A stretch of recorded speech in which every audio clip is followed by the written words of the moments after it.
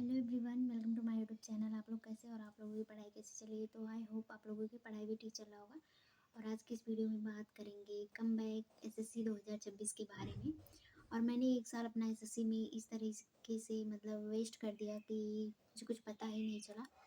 और मेन बात था ये कि मैं जब एसएससी की प्रिपरेशन शुरू की थी तो मैं सोच रही थी मैं खुद से ही मैनेज कर लूँगी यूट्यूब से।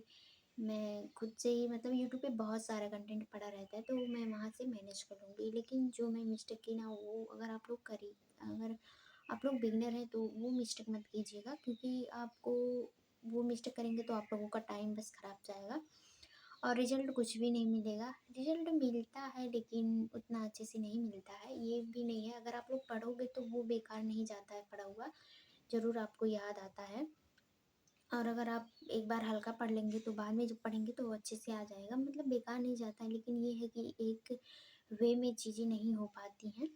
तो जो मैंने गलती किया था, तो मैं जब एसएससी सीजीएल की प्रिपरेशन की थी मतलब एसएससी में, तो मैं सोच रही थी खुद से मैनेज कर लूँगी।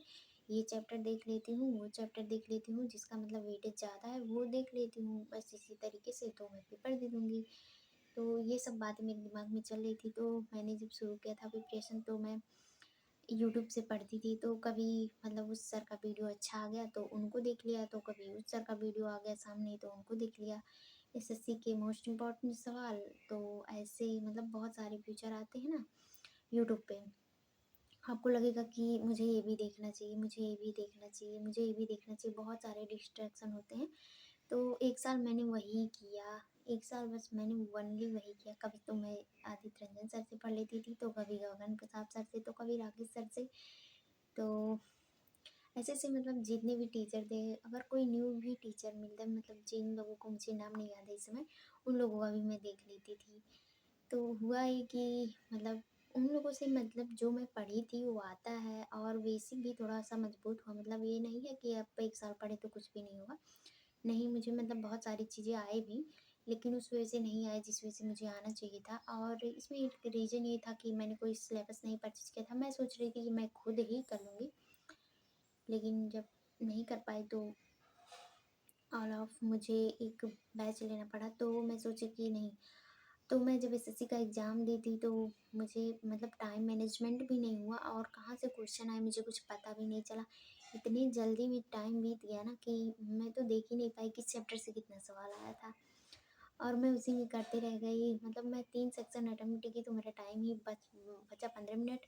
और मैं एक ही गो में ही कर रही थी पेपर। मुझे आर्ट ऑफ मतलब मुझे स्कीपिंग आर्ट भी नहीं पता था, मुझे कुछ भी नहीं पता था। तो इसलिए मैंने सीजीएल का पहला पेपर दिया था। मतलब पेपर देने से आपको एक्सपीरियंस भी होता है। तो मैंने 1 साल की पढ़ाई की, थोड़ा बहुत इधर-उधर से सब टीचरों से मिल के।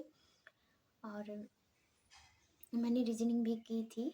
तो मैं रीजनिंग नैक फाउंडेशन बैच से की थी, लेकिन उतना अच्छा नहीं की थी जितना करना चाहिए था। लेकिन अब मैं जब रीजनिंग पढ़ती हूँ दोबारा, तो एक बार मैं पढ़ी हूँ थोड़ा बहुत हल्का-फुल्का 1 साल में, तो अब मुझे अच्छे से आ जाता है। और इसी प्रकार जीके-वीके है तो मैं इधर-उधर से ही पढ़ती थी।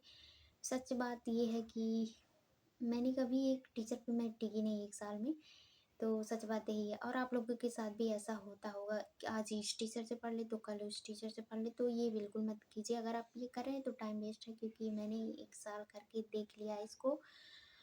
और अंत में अगर आप बहुत स्ट्रॉन्ग हैं तो मैनेज कर सकते हैं, नहीं तो वैसे एसएससी का पेपर मतलब मैनेजमेंट नहीं हो पाएगा किसी बिगिनर से खुद से, क्योंकि इसमें इंग्लिश भी रहती है। अगर मैथ मैनेज कर लिया तो इंग्लिश भी तो वोकैब, ग्रामर, रूल, कॉम्प्रिहेंशन ये सब भी तो करना रहता है, तो इसीलिए। तो ये था मेरा। और तब मैंने जो न्यू स्टार्ट किया, मैंने फरवरी में बैच लिया था, फरवरी था शायद, नहीं, फरवरी दिसंबर में मैंने संकल्प बैच लिया आरडब्ल्यूए से, तो मैं अब उसी से पढ़ती हूँ। और तो मैं 8 दिन तक क्लासेस की थी, उसके बाद मुझे 2 महीने का छुट्टी लेना पड़ा। तो कुछ काम आ गया था तो 2 महीने मैंने क्लास नहीं की, तो मेरा सारा क्लास इकट्ठा हो गया था, तो मैंने इस 1 महीने में थोड़ा बहुत पूरा किया। और इंग्लिश और मैथ तो मैं साथ लेके चल रही हूँ, बाकी सब्जेक्ट को अगर पीछे हो भी गए तो कोई बात नहीं, मैं उन्हें मैनेज कर लूँगी। लेकिन इंग्लिश और मैथ है जो कि प्रॉपर टाइम माँगता है, तो इसीलिए मैंने इंग्लिश और मैथ को नहीं छोड़ा, उसको मैं साथ लेके चली हूँ। और साइंस, जीके ये सब मेरा अभी नहीं पूरा हुआ है बैच का, तो मैं उसको भी कर लूँगी, क्योंकि इंग्लिश मैथ ज़्यादा रहता है और आप जीके बुक से भी कवर कर सकते हैं अगर मैथ से नहीं कर पा रहे हैं तो। लेकिन इंग्लिश मैथ तो मेरे लिए इम्पोर्टेंट था तो मैं उसको साथ लेके चली हूँ। तो यही था मेरा जो है कमबैक 2026 एसएससी।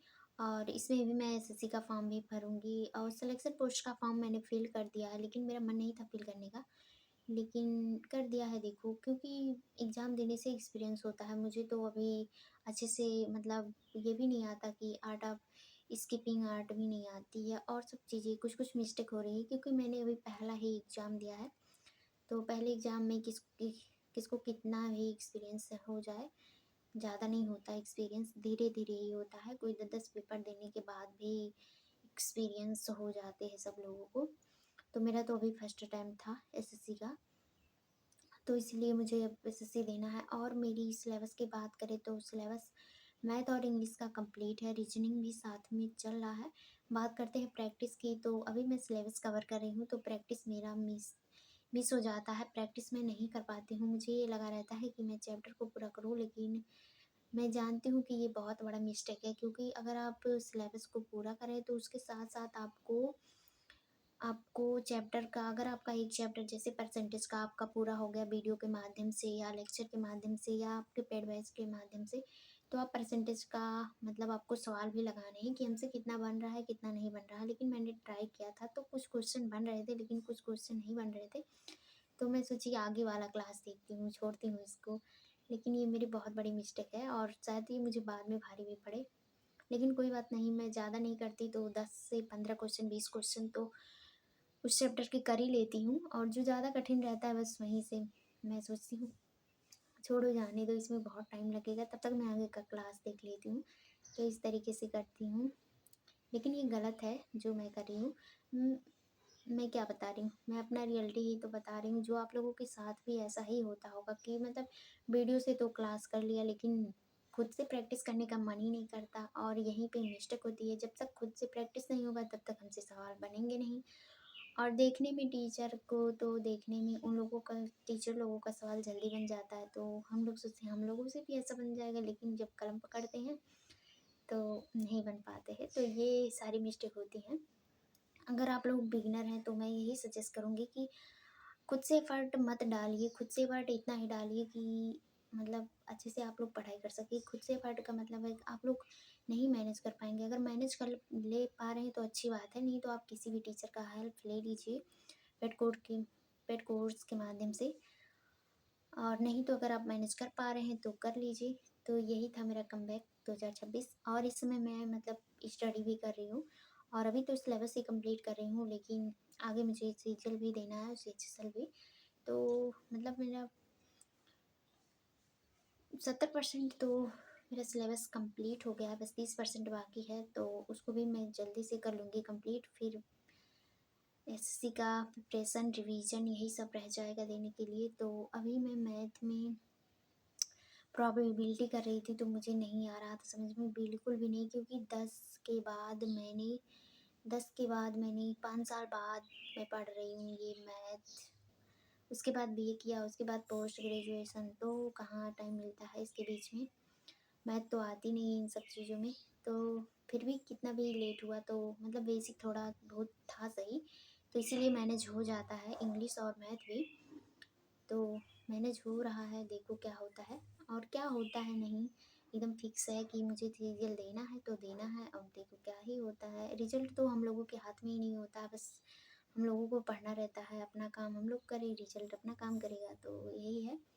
तो इस प्रकार से है मेरा कमबैक 2026, जो कि मैं मिस्टेक कर रही थी अब वो नहीं करती। अब मुझे टीचर के माध्यम से हेल्प मिलता है तो मैं उसी को क्लास करती और जो रिवाइज करती। तो अगर आप लोगों के साथ ऐसा हुआ हो तो अगर मेरी बातों में कहीं मिस्टेक हुआ हो तो मुझे बताइएगा कमेंट करके, या मेरी जर्नी में कोई कमी हुई तो वो भी बताइए, मैं इसको सुधारने की कोशिश करूँगी। वैसे सुधारने की कोशिश तो करती हूँ, और मेरा वीडियो 2 महीने बाद लेट आया क्योंकि मैं नहीं एडजस्ट कर पाती हूँ वीडियो, पढ़ाई, तो इसीलिए थोड़ा लेट आ गया है। बहुत दिन के बाद मैं वीडियो डाल रही हूँ, लेकिन कोई बात नहीं, कोशिश करेंगे 2-4 दिन पे एक वीडियो मैं डाल दूँ।